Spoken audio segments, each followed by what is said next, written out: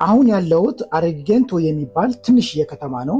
ከፓርሌሞ ቀጥታ ነው የመጣ ነው። ከዚህ በኋላ ደግሞ 30 ደቂቃ ወደብ እንሄዳለን። ከወደብ በመርከብ ወደ ላምባዶዛ እንሄዳለን። ተከተሉ።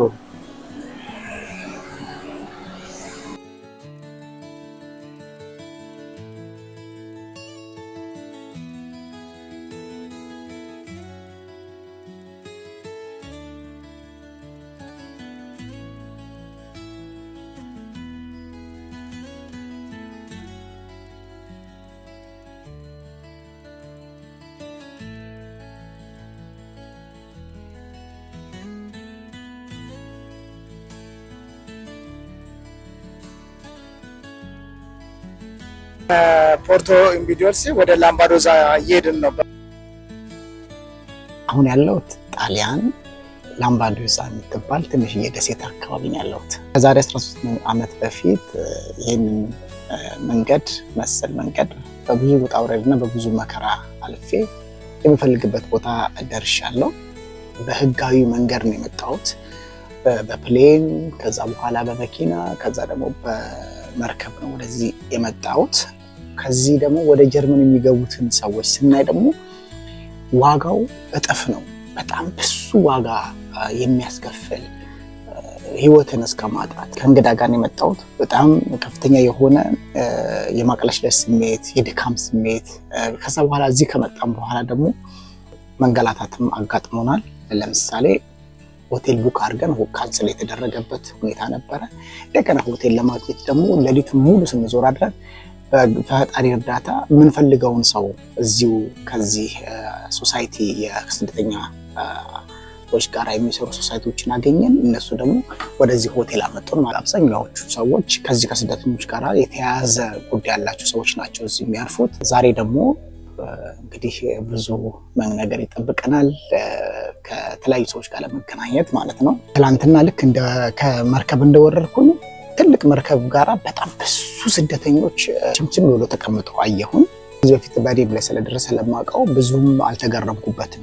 ይዤ የመጣሁት እንግዳ ግን በጣም በመደንገጥና ኢቭን አይኑን እስከ ማፍጠጥ ደረጃ የደረሰበት ሁኔታ ነበረ። ታዲያ ያንን ካየ በኋላ ጉዞዬን ወደ ሆቴላችን ወይ ደግሞ ወደ ምንናርፍበት ቦታ በማድረግበት ሰዓት በብዙ መኪና፣ በቀይ መስቀል መኪና ብዙ ሰዎች ተጭነው ወደዚህ ወደ መርከቡ ሲጓዙ ያለው። ቆየት ብሎ ግን ሰዎችን አገኘን ከዚህ ጉዳይ ጋር ተያያዙ። አሁን እዚህ ቦታ ያመጡን ሰዎች ጋር ተገናኘን፣ ማውራት ጀመርን። በጣም ትንሽ ሰዓት ነው ከነሱ ጋር ያሳለፍነው።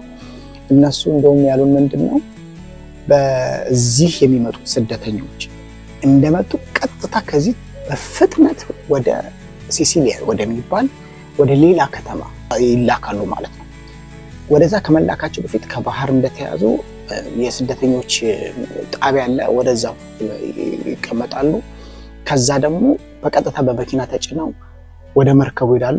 በመርከብ ደግሞ ወደ ሲሲሊያ ይሄዳሉ ማለት ነው። ይሄ ማለት የተደረገበት ምክንያት ምንድነው? ልጆቹ እንደነገሩ ዛሬ የበለጠ መረጃ ለማግኘት እንሞክራለን። ቱሪስት ያንን እንዳይመለከት ከሚል አኳያ ነው። ሆቴላቸውም ቀላል አይደለም። ለአንድ ሆቴል 200፣ 300 እስከ 500 ዩሮ 700 ድረስ ዩሮ የሚቀበሉበት አካባቢ ነው። ለምን እንደዚህ ለየት ያለ አካባቢ እንደሆነ አላውቅም። እንግዲህ ዛሬ ደግሞ የበለጠ መረጃ ይኖረኛል ብዬ ተስፋ አደርጋለሁ። እዛ ጋር ተያይዞ የኔ ዓላማና ፍላጎት ይሄንን ልምድ ከመጽሐፌ ጋር በማያያዝ ከሀገሬ ከኢትዮጵያ ወይ ደግሞ ከህዝቦች መጀመር ፈልጋለሁ። ግን ምናልባት ይረዳል ይጠቅማል ብዬ ስላሰብኩኝ ነው ይሄንን መረጃ የምሰበስበው፣ ይሄንን ሂደትም አድርገውና እኔ ራሱ ያለፍኩበት መንገድ ቀላል የሚባል ነገር አይደለም። ባልመጣው ምን የሆነ ሰው ይሄንን መንገድ ቀደም ብሎ በነገረኝ ባስተማሪ ባሳየኝ ያልኩበት ወቅትና ዘመን ነበር በዛ ሰዓት። እንግዲህ ከዚህ በኋላ የሚሆነውን አብረን እናያለን። በጣም ደስተኛ ነኝ። ይሄን ሁሉ መንገድ አቋርጬ ይሄን ሁሉ ዋጋ ከፍዬ መጥቼ የምፈልግበት ቦታ ላይ መድረሴ በጣም ደስተኛ ነኝ። ከ7 ዓመት በፊት ድሪም ሳደርገው የነበረውን ነገር ነው ተሳክቶ ያለሁት። መጽሐፌ በቲዮሪካል የተጻፈው አንዳንዴ ህልም በሚመስል ፊልም በሚመስል መንገድ ነው የተጻፈው። ነገር ግን ይሄንን ህልምና ፊልም የሚመስለውን ነገር በሚታይ በሚጨበጥ በሚዳሰስ ነገር ማቅረቡ ደግሞ የበለጠ ለብዙሃኑ እውን ይሆናል፣ ለብዙሃኑ ግልጽ ይሆናል።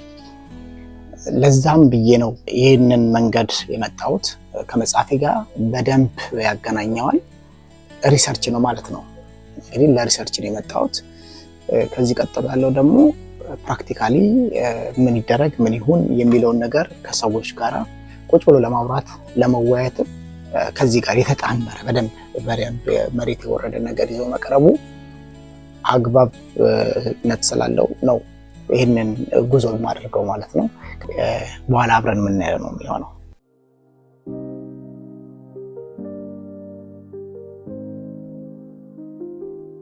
ይሄ ውሃ እንደምታዩት ምንም የሚታይ የቤት ዳርቻ ወይ ተራራ ወይ የሆነ የሚታይ ነገር የለውም። ጭልም ያለ ነው ወደዛ። ቢያንስ እዚህ ውሃ ላይ ለብዙ ሰዓታት ማንኛውም የሚሰደር ሰው መቀመጥ አለበት። ጀልባው ሲሄድ ምን ያህል ሰዓት ሊወስድ እንደሚችል መገመት ይቻላል። ከዛ በኋላ ደግሞ እዚህ ውሃው ላይ የሚፈጠረው ማዕበል አለ፣ የሚፈጠረው ወጀብ አለ። በዛ መካከል ነው እንግዲህ ታልፎ ወደዚህ የሚመጣው ማለት ነው። አቤት ይሄ ውሃ የስንቱን ቤት የስንቱን ጓዳ መና አደረገ። ስንቶች እዚህ ውሃ ውስጥ አለቁ፣ ስንቶች እዚህ ውሃ ውስጥ አረፉ። ይሄ ክፉ ውሃ ይሄ ክፉ ባህር የብዙ ጓዳዎችን የብዙ እናቶችን የብዙ ቤተሰቦችን እቤት መና ያደረገ ባዶ ያደረገ ተስፋ የሚመስል ግን ተስፋ የሌለው ውሃ ነው። ስታዩት ጸጥ ያለ ይመስላል። ክፉ ተስፋ የሆነ ውሃ የብዙዎችን ጓዳ ያጨለመ የብዙዎችን ኑሮ ያጨለመ ነውና በዚህ ውሃ ውስጥ ለሞቱት በዚህ ውሃ ላረፉት እግዚአብሔር ነፍሳቸውን በገነት ያኑርላለሁ። በኢትዮጵያ በመላው አፍሪካ ቤተሰቦቻቸውን ላጡት መጽናናቱን እመኛለሁ። በጣም ብዙ ሰው ነው እዚህ ውሃ ውስጥ ያለቀው፣ በየጊዜው ነው የሚያልቀው። በጣም አዝናለሁ። በዋና በመቻል ምናልባት 50-100 ሜትር ማለፍ ይቻላል። ከዛ በላይ ግን አይቻልም፣ ከባድ ነው። የቱን የሚያክል ዋና ቢቻል እና ተስፋ አድርገን የምንወጣው ምድር እንግዲህ ይሄን ይመስላል። ለወጣቱ አትምጡም አልልም፣ ኑም አልልም። እውነታው ግን ይሄ ነው። እውነታውን በምስል አስደግፌያለሁ። ውሳኔው እናንተ ነው፣ ውሳኔው የራሳችሁ ነው። እንድታስቡበት፣ እንድታጤኑት፣ እንድታዩት ነው።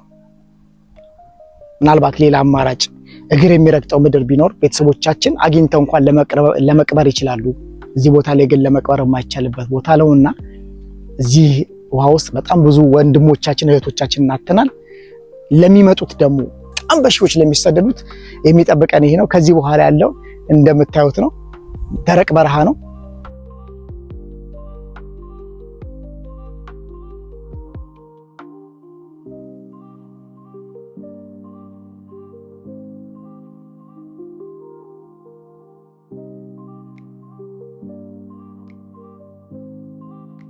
አሁን ያለሁት ፖርቴ ዴሮፓ የሚባል አካባቢ ነው። በዚህ ባህር ላይ ህይወታቸውን ላጡት የተሰራ ማስታወሻ ነው።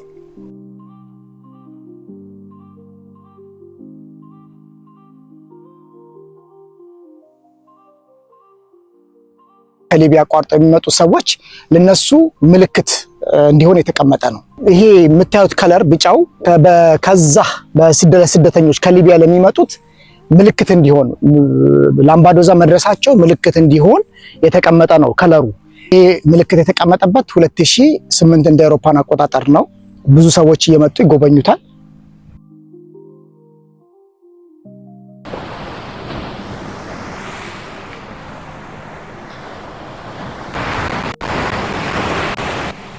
ከኢትዮጵያም ይሁን ከአፍሪካ ለሚመጡ ወገኖቼ ኢትዮጵያውያን ወንድና ሴቶች እባካችሁ ይህንን ማዕበል ይህን ውሃ እያያችሁ ወስኑ። አትምጡ አልልም፣ ኑም አልልም። ነገር ግን የውሳኔው እናንተ ነው። መንገዱ ይሄ ነው። ያን ሁሉ በረሃ ሰሃራ አቋርጣችሁ ከመጣችሁ በኋላ እዚህ ውሃ ላይ ነው የምታርፉት። ከዚህ ውሃ በኋላ ይህንን መንገድ አልፋችሁ በብዙ መስተጓጎል፣ በብዙ መከራ፣ በብዙ ፈተና እንግዲህ ወደ አውሮፓ ይገባል። የወረቀት ችግር የሚባል አለ፣ የቋንቋ ችግር የሚባል አለ፣ የባህል ችግር የሚባል አለ፣ የምግብ ችግር የሚባል አለ። ለዚህ ነው ብዙ ሰዎች ይሄንን ካቋረጡ በኋላ የሚፈልጉበት ቦታ ከደረሱ በኋላ ለዚህ ነው እንዴ ህይወቴ መስዋዕት ያደረኩት፣ ይሄ ነው እንዴ እኔ ተስፋ፣ ይሄ ነው እንዴ እኔ ኑሮ በሚል ብዙዎች በብዙ ስትረስ ውስጥ፣ በብዙ ጨለማ ውስጥ፣ በብዙ ጭንቀት ውስጥ ነው ያሉት።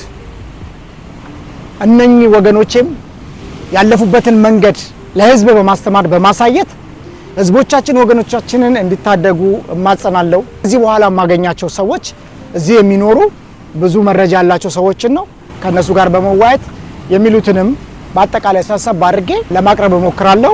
ይሄን ይመስላል እንግዲህ። ሰላም ጤና ይስጥልኝ። አሁን ያለሁት 3 ኦክቶበር 2013 በኢሮፒያን አቆጣጠር ለህይወታቸውን በውሃ ላይ ወይ ደግሞ በባህር ላይ ላጡት የተቀመጠ ማስታወሻ ነው። መሐመድ እንግዲህ የሚኖረው ላምቤዶዛ ነው።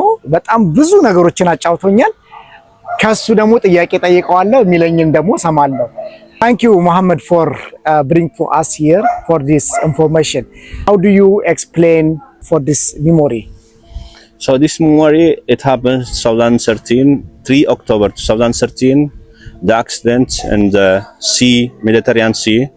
The boat was with more than 500 persons and it broken. Those people who is written in this memorial square, and there are 323, I think, people dying in the sea.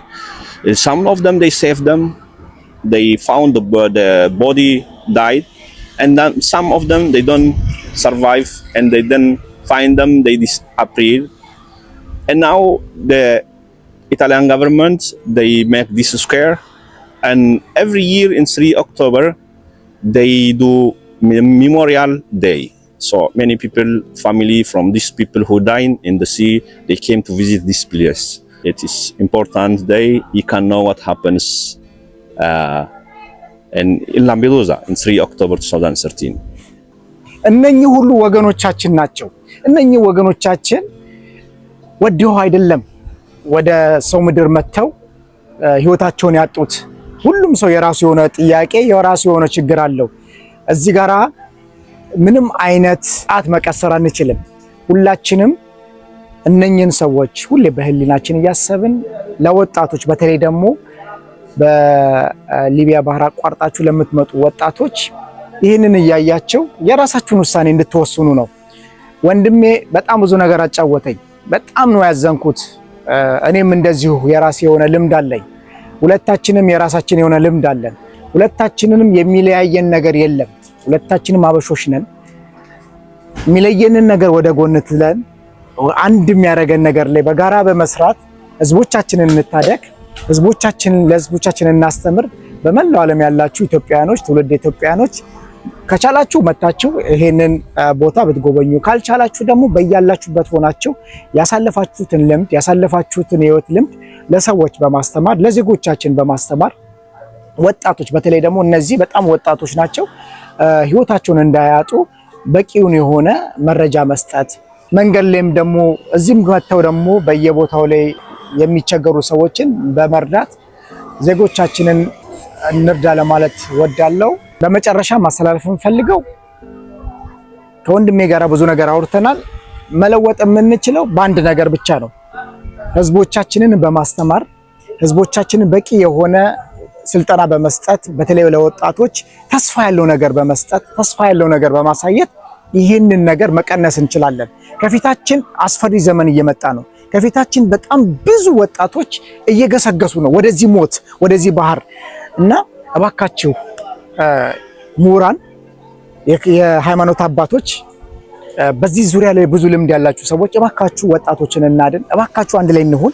አብረን በመተሳሰር ህዝባችንን እናድን። ከዚህ በላይ ማስረጃ የለም። እንደምታዩት ኦክቶበር 3 2013 ይሄ በሙሉ ያለቀ ህዝብ ነው። ህይወታቸውን ያጡ ወንድም እህቶቻችን ናቸው እስከታች ድረስ ያሉት። እስቲ እናንተ በዚህ ቦታ ሆናችሁ የኔ ልጅ ቢሆን እኔ ብሆን፣ የኔ እህት ብትሆን የኔ ወንድም ቢሆን ብላችሁ እስኪ አስቡት። እኔ ራሴን እዚህ ውስጥ በማስገባት አይቼዋለሁ። በጣም ያሳዝናል፣ ልብ ይሰብራል። በጣም ልቤ አዝኗል። ብዙ ነገር እንደሚጠብቀኝ ብዙ ነገር እንደሚጠብቀን እንደ ህዝብ እንደ ሀገር ብዙ ነገር እንደሚጠብቀን አምናለሁ፣ አውቃለሁ። መስራት ይጠበቅብናል።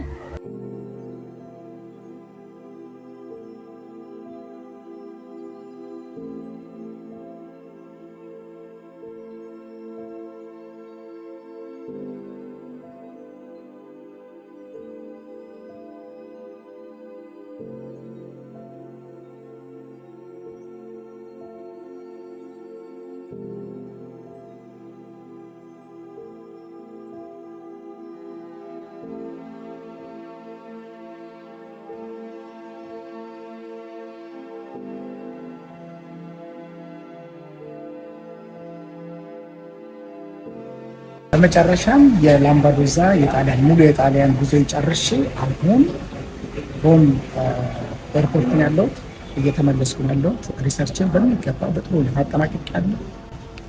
ከሪሰርች ያየሁትና የተረዳሁት በጣም ብዙ ስራ እንደሚጠብቀን፣ በጣም ብዙ ትግል እንዳለብን ያየሁት የተረዳሁት። ያንን ደግሞ በጋራ ሆነን ማየት አለብን ወይ መስራት አለብን። በጋራ ካልሰራን የሚመጣው ዘመን የሚመጣው ጊዜ በጣም አስከፊ ነው። ያየሁት ያንን ነው። ሁላችንም በያለንበት ሀገር ተበታትነናል። ብዙ በመካከላችን አላስፈላጊ የሆነ የመለያየት ሁኔታ ነው ያየሁት። አላስፈላጊ የሆነ የመለያየት መንፈስ ነው ያየሁት። ሁሉም ሰው በየፊናው ነው ያለው። ያ ደግሞ አያዋጣንም። ያ ደግሞ በጣም ትልቅ ጉዳት አድርሶብናል። ከደረሰብን ጉዳት ለማገገም የጋራ ስራ ያስፈልገናል። መደራጀት ይጠበቅብናል። በመጽሐፌ ቱር እንግዲህ ይህንን ነው መስራት የምፈልገው። ኢትዮጵያዊ ማደራጀት፣ መገናኘት፣ ወደ እሴቶቻችን መመለስና እሴቶቻችን ላይ መስራት እንዳለብን አስባለሁ። ከዛ ነው መጀመር ያለብን። ስለዚህ አሁን ወደ ጀርመን እየተመለስኩኝ ነው። በሰላም እንደገባሁኝ ስራ እንጀምራለን ማለት ነው። እንግዲህ ቪዲዮን አይታችሁ የምትማሩበት ሰዎች ተማሩበት። በዚህ ዙሪያ ላይ ደግሞ አብሮ መስራት የሚፈልግ ሰው ካለም አብሮን ለመስራት ይችላል። ይህን ለማለት ነው ፈልገው። አመሰግናለሁ።